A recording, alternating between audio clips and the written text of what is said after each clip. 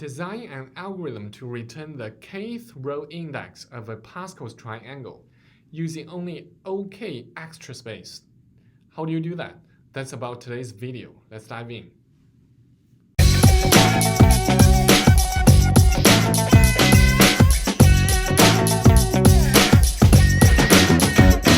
Francisco Bay Area or Silicon Valley. This is where my dream started. What's up, everybody? This is Steve here. Today we're going through a very classic interview question. Not only interview, but also just in general programming, a very classic question, which is Pascal's triangle. This is labeled as 2 because there's another one, Pascal's triangle 1, which is even easier. But this one is very classic, and the most I went to discuss board, and I found the most challenging part is how to implement an algorithm, how to optimize your algorithm to use OK extra space. That's the most challenging or confusing part. Okay, let's start from the very beginning. What is a Pascal's triangle? Here's a very interactive diagram to help us to understand what is a Pascal's triangle. So it's looking like this, given a non-negative, and the question is asking us, given a non-negative index k, where k is smaller than or equal to 33, this is a constraint which simplifies the problem. Return the kth index row of the Pascal's triangle. This is the definition or illustration of the Pascal's triangle. See, the row index starts from 0. See, this one is 1, and the second row is coming from the sum of its is coming from the two elements that are right above it. This one is 1 because it has only one element above it, so it's coming from 1. This one is above 1. The only one above it is 1. So, but starting from this row, see, this one has only 1 above it, so it's still 1. But this one has 2 elements above it, so it's 2 because it comes from the 2 elements those are directly above it. So 1 plus 1 equals to 2. That's why this one is 2. The same case is also true for this one. 3, why it's 3? It comes directly from the 2 elements, 1 and 2 directly above it. That's why 1 plus 2 equals to 3. That's why this one is 3 here. The same case applies to this one, 3, because 2 plus 1 equals 3. And the same is also true for all of these, 4, 6, 4. 4 is because 1 plus 3 equals to 4. And here 3 plus 3 equals to 6. That's why this one is 6. So, for example, the API signature is like this, the row index. We are passing, say, the example, the input is 3. We're asking the index starting from 0. So 0, 1, 2, 3. So that's why it's returning 1, 3, 3, 1. That's the result. That's the result.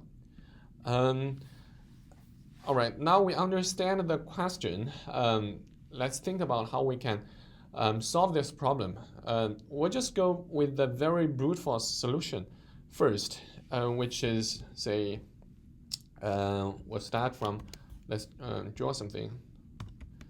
Okay, it's too small, the font. Let me change the font to 14. 14 is even small. Okay, let's put some index here. 0, 1, 2, remove the comma, I don't need that. 3, 4, 4 is good enough. So this Pascal's triangle is going to be looking like it always starts from 1, and then the second one is 1 also. Oops, no. 1 and 1. Let's make it extract further, easier to read.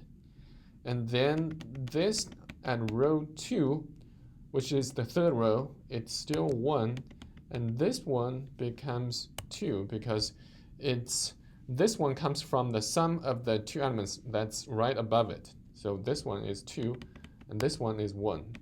And for row 3 at index 3, this one is still 1, but this one is 3, right? Because it's coming from these 2 right above it. The same is true for this case, and this one is still 1. All right.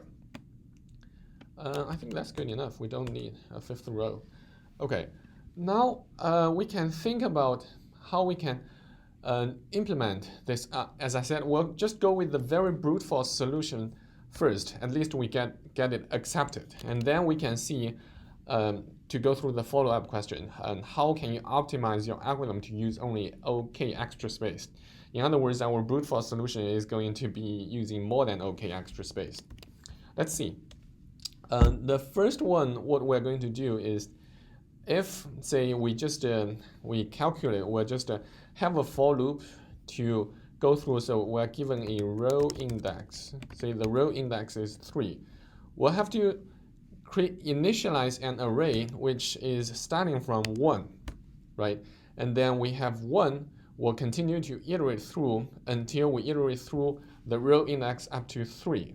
That means we're going to create row index plus 1 rows, right? In this case, we're going to have 1, 1, 1, 2, 1, and 1, 3, 3, 1. So list, we'll have one list, one list, one list, and one list. The very brute force solution, or the most intuitive solution that we would come up with, is to have a list. The very first list is just the simplest. If row index equals to 1, we can just return 1. That's it. But for a more generic solution, because this one is asking k could go up to 33, but actually the solution could be very generic. It doesn't matter.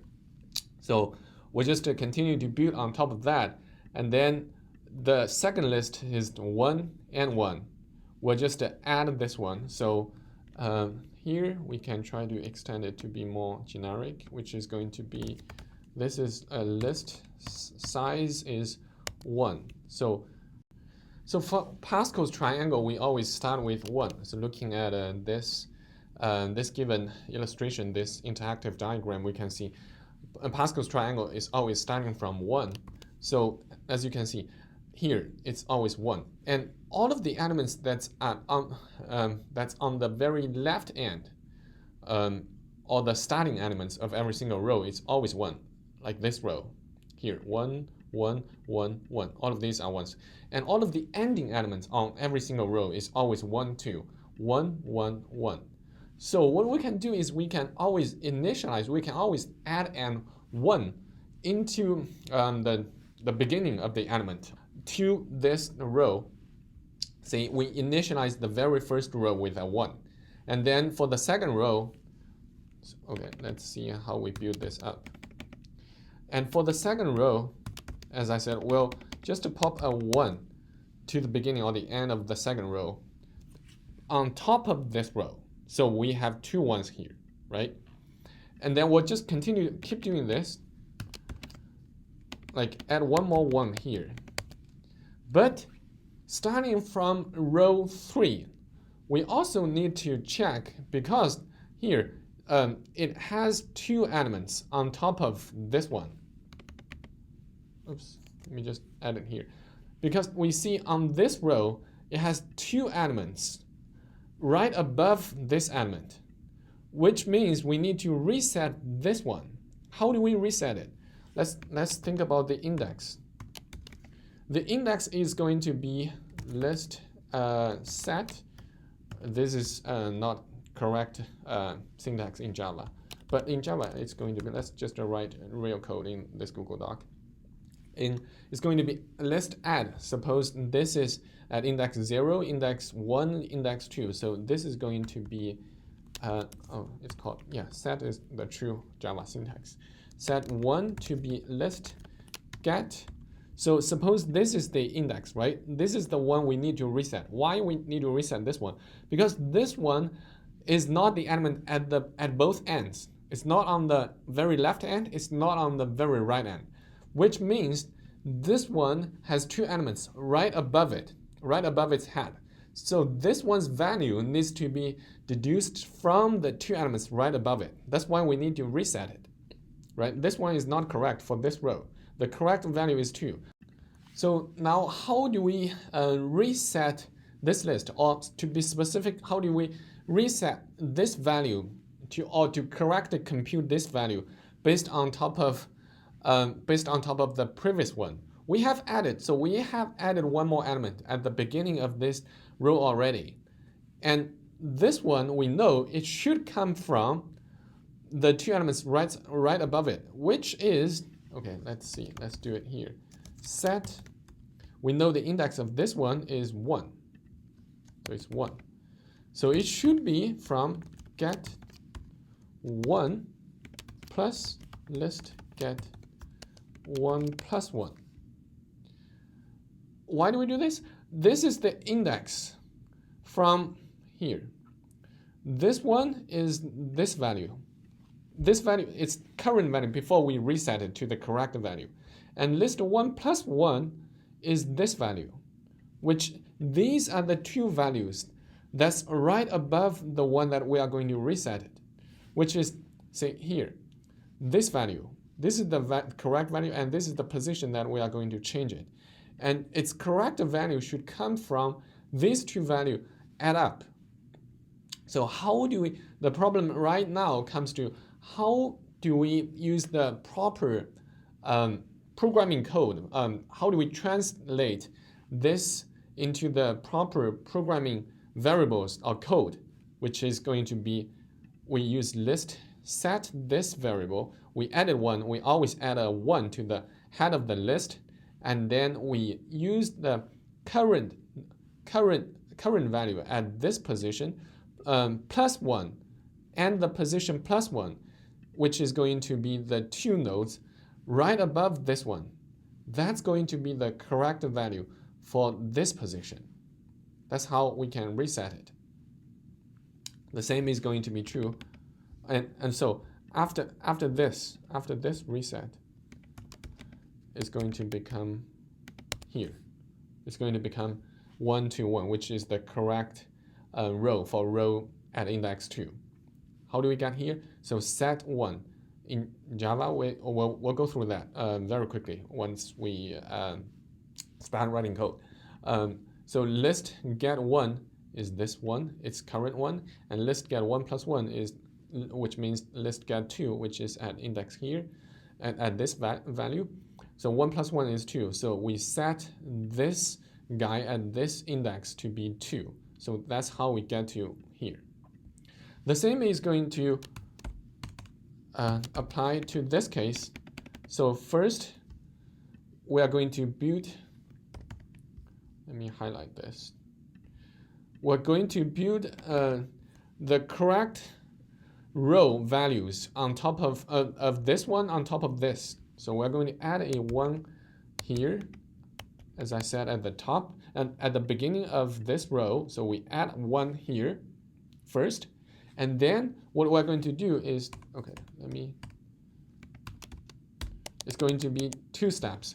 We'll do the value reset for all values that are in between, right? That's what we did, because this is the one value that's in between. For these 2 rows, they are all edge values, which meaning they are either on the very left hand or on the very right hand, so we don't need to do anything. But for anything else that the value is in between, which means they are not on the very left or on the very right, we need to reset this value. So for this row, the 2 values, there are 2 values we need to reset, which is this one, 1 and 2. And how do we deduce the correct values to reset them to? We'll just go them, set them by order. So the first one we need to reset is this, right? Go from left to right. So it's this one at index 1. The correct value is going to be 1 plus 1. This is the one that we need to reset. Okay, we need to reset 2 places. This is 1. So after resetting this, it becomes 1. So this one becomes 1 plus 2. So it becomes 3. So this one becomes 3. And this one we haven't changed yet, and this one is looking like this. And then, so at this moment, we have successfully reset this value to be its correct value, which is 3. Highlight this, which means we have gone through that already. We have gone through that. And next step, we said we need to reset this value to its correct value. What do we do here? We're going to set it to be, this one index is 2. So we'll set it here. 2 list get, this one is 2. This index is always the same as this index because the two elements right above this one, it always has this one is the same as this one's index. We'll go through that into more details, and things will be more clear once we start writing code and maybe set a debug point in IntelliJ. Then things will be even more clear. So here we plus 1. So 2 plus 1 is here, this one. So at this point, this is what we have current. We'll just copy it here. But after this one, this value is going to be reset. Reset to how much? Reset to this value plus this value, which is 2 plus 1, which is going to be 3. You see, this is the correct value we have in the very end, which matches in here. Let me highlight here. Highlight it and bold it. Okay, this is the correct value. I hope this all makes sense. The key strategy is we always try to add, we insert a 1 at the beginning of the previous list that we just built on top of, and then we'll just for all of the elements that's in between, we'll just keep resetting the value to its correct one. This is the algorithm. If it's all clear, we can start writing some code. I know some of you might not have completely gone through this with me, but that's fine. We'll go through this in more details right now. Okay, let's put this code and get it accepted first. We'll call it result array list. And then here we'll have 2 nested for loop. I is smaller than or equal to row index, because let's say 0, 1, 2, 3. Input is 3. This is the row that we want to return, so we'll build up to 3, and row starts from 0. So here is smaller than or equal to row index, and I++. So as I said, we always add a 1. 1 is a special value because Pascal's triangle is always starting from 1. So we always add a 1 at the top of the element. How do we do that in Java? So it's going in Java, the array list. This list interface has a handy API called add. If you just add a value to this, say 1, so it's just going to add 1 to this list, which is to append it. I don't recall, but we can look at the Java API in a second. But there is another API which has the overloaded API. For this one, you can have specified the index of where you want to add this index. So if we take 2 elements, two parameters here, which means the first one is the index where you want to, the second one is the value where you want to insert value to into this list. We'll take a look at the Java API very soon. So here, as I said, we always add 1, prefix 1 into this array list. We build on top of the previous one. So we always add 1 here. Next, what we are going to do is that, as I said, we always need to traverse all of the ones that's in between that are not at the edge, this left edge, this right edge, right? We need to reset all of its values to the correct one.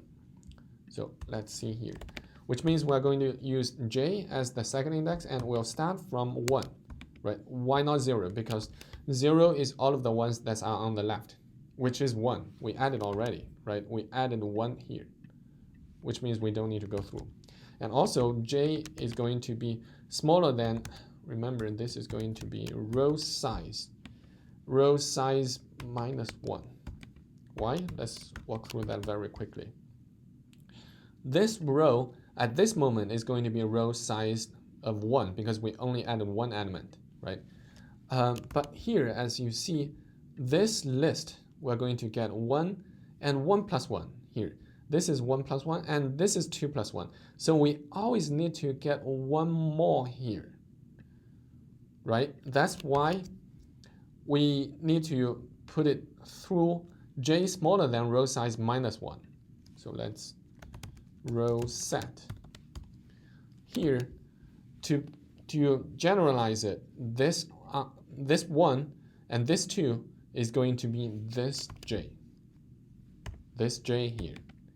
Row set this number, which means we're going to build on top of the previous list. It's not technically correct to be the previous list because we just added one more 1 at the top, at the head of the list. So all of the elements in the previous list, technically the previous list is going to be shifted towards the right end, towards the right. That's why we can use this row get j plus 1 here. Yeah, so this is the plus 1 here. This is the plus 1 here. This is the plus 1 here. This is the reset. And we don't need to go through the end because the end is the edge elements, these elements. We don't need to go through the end. All right, that's it. That's the entire algorithm, and we need to return result. Let me just quickly run one and see if it works. Run code. Cannot find symbol. Interesting. Oh, row. Sorry. This is the result, not row. Result. Just thinking something else. Cannot find symbol. Row. Okay, there's one more. Run result. Pending. A lot of people are running on this question. So there's a long queue. This is a popular question. Come on, it shouldn't take so long. Judging. Okay, finally. All right, it's accepted. Now I feel more comfortable to just submit it. Let's see. Submitted. It's accepted. Okay. This is the algorithm, and it's accepted. All right. I know there might be more confusions. So let me fire up my IntelliJ, and we can step through this to have a better understanding. All right, I've just opened my IntelliJ. The question that we're going through is 119, I think. So let me open 119. Yeah, this is Pascal's Triangle 2. So the very optimized solution is using OKPlace, which is the one that we just went through. To go through that in more details and to go through the Java syntax to help us to better understand it, we can, like say, I remember I have a test case. Okay, cool, which is this, which is exactly the one that we see on LeetCode, which is one given row index 3, and we should return 1331. We can even set a breakpoint here to understand. As I said, we always add a 1. Okay, now we can just open this Java doc and take a look. See here. The first one is the index. The second one is the value or the element that we want to set it to. Look at the Java doc. We can have a better understanding. So what this API does is inserts the specified element at the specified position in this list. Look at this. This is very important.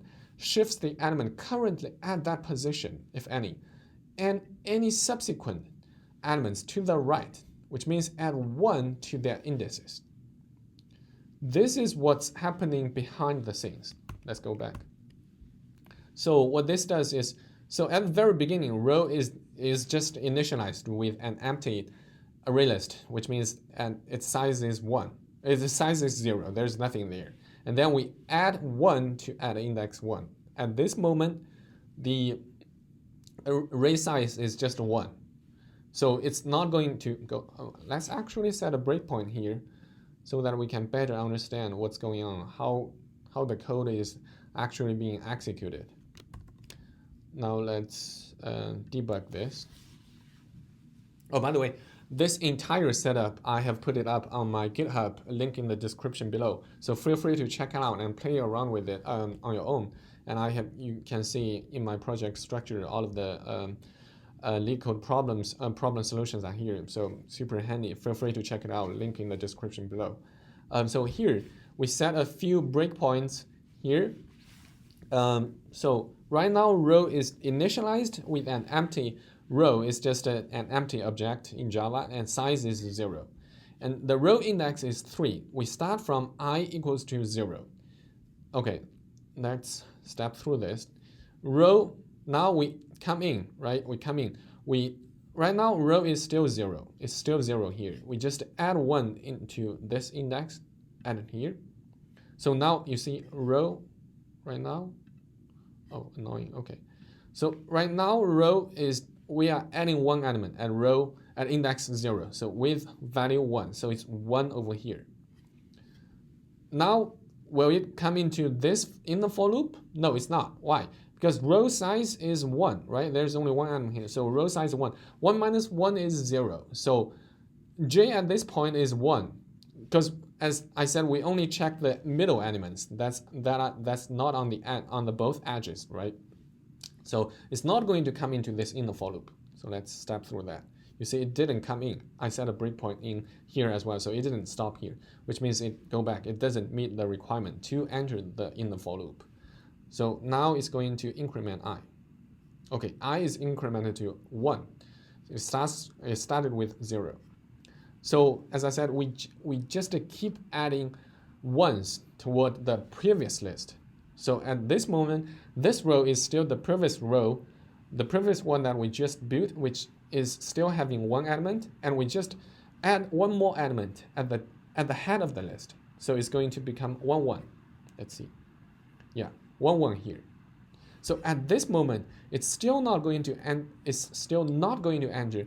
this in the for loop. Why? Because the row size is 2. 2 minus 1 is 2. And j is 1. So 1 is not smaller than 1. So it's not coming in. Let's see. Yeah, it's not coming in. So now we're going to continue to increment I. Yes, so I becomes 2 here. And then we'll just add 1 more 1 at the beginning of the row. Right now the row is 1, 1. So we'll just add. Now the row becomes 1, 1, 1, right? This is exactly what we just saw over here. In my sketch notes, we built as 1, 1, 1. We just always add a 1 to the previous list. And then we'll reset the values, the values of the elements that's in between, right? So here we're going to enter the for loop for the very first time. Why? Because the row size is 3. There are 3 elements here. 3 minus 1 is 2, and j starts from 1. 1 is smaller than 2, which is true.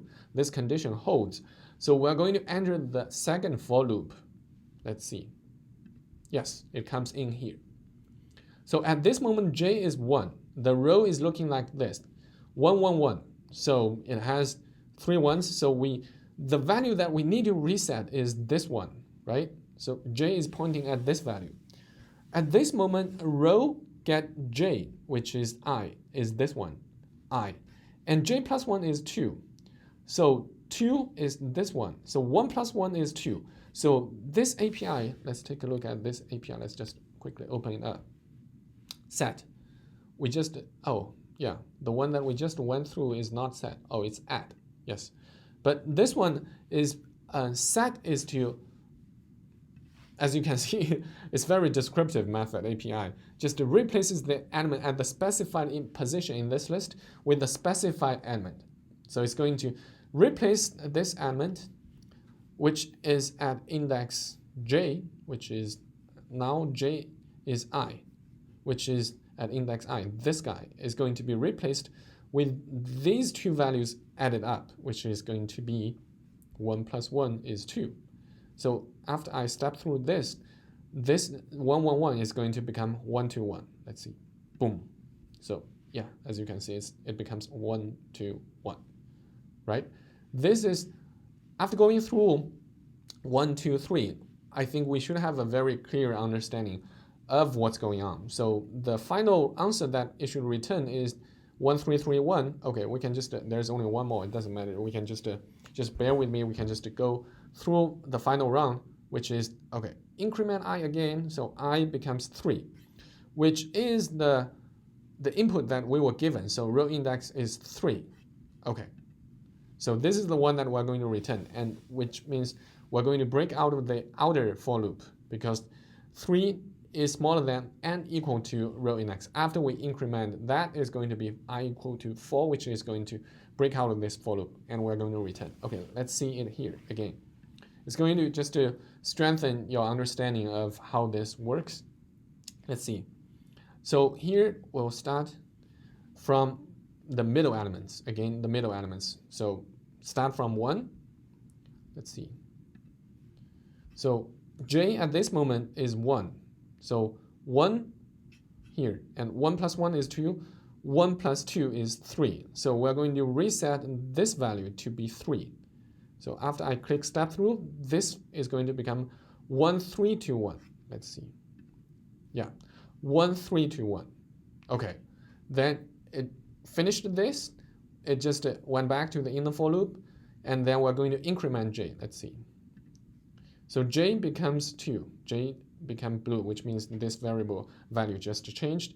And so we'll continue. So which means j equals to 2, and we'll reset the value at index 2, which is this one, to which value? Which one is the correct value? Which is going to be 2 is here. 2 plus 1 is 3 is here. This value combined, 2 plus 3 is 3. So we're going to reset this value to be 3. So after I click step through again, it's going to become 1, 3, 3, 1. Okay, let's see. Yeah, 1, 3, 3, 1. All right. At this moment, j becomes 2. And j is smaller than row size is 4. 4 minus 1 is 3. 2 is still smaller than 3. But then we'll increment it.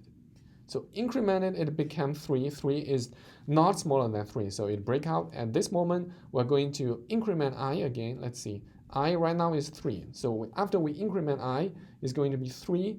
3 is not smaller than or equal to 3. After we increment 3 by 1 is going to become 4. So 4 is greater than row index. So it's going to break out. So now we're going to return this row. This row is becoming 1, 3, 3, 1. Right? This is exactly what we were expecting. 1, 3, 3, 1. All right, we'll just finish this. Boom. Okay, test passed. Yeah, so I hope this single step is kind of verbose and lengthy, but I think it helps people to understand how this algorithm really works. The algorithm is straightforward, but it's just how we can implement this in using programming languages to really simplify the, to really put this into actual working code. And how we can do that in Java using which list, which APIs of the list interface. This will be handy. Okay, now with that single step through in IntelliJ, we can have a much better understanding of how that actually works, at least in Java programming language. Then we can talk about the time complexity. How did we implement the algorithm to make sure that it's using only OK extra space? Why did we only use OK extra space? Because we are only initializing one single array list. That's it, right? Instead of keep initializing new, so instead of like say there are 33, we want to return the 33rd row of this Pascal's triangle. Instead of initializing 34 array list, we only initialized one array list. But we start from the very first array list. We keep adding 1 to the very beginning of the previous array list, and we keep resetting all of the values that's in between. And then after we reach the 33rd row, we can just return. That's why we're always only using OK extra space at max, which is the very final iteration, which is using OK. We have K elements in the final array list. In previous iterations, it's always smaller than K elements, right? This is the walkthrough of this very classical question, not only in interview, but also in general programming, even in math. So I hope you guys can have a better understanding of this. And if you do, don't forget to leave me a like button. I would really, really appreciate it. And don't forget to subscribe to my channel as we continue to go through a lot of interesting LeetCode and programming interview questions. That's it for today's video. See you guys in the next one.